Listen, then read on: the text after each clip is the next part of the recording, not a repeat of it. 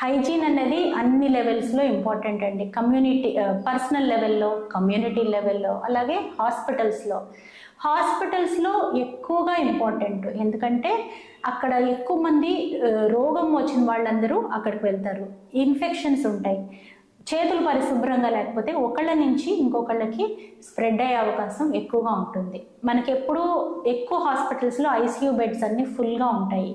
అట్లాగే nursing care అనేది సరిగా లేకపోయినా, లేకపోతే నర్స్ టు పేషెంట్ రేషియో అన్నది సరిగా లేకపోయినా కూడా నర్స్కి ఓవర్ బర్డెన్ అయిపోయి దానివల్ల కూడా జాగ్రత్తలు తీసుకునే అవకాశం అనేది తక్కువైపోతుంది.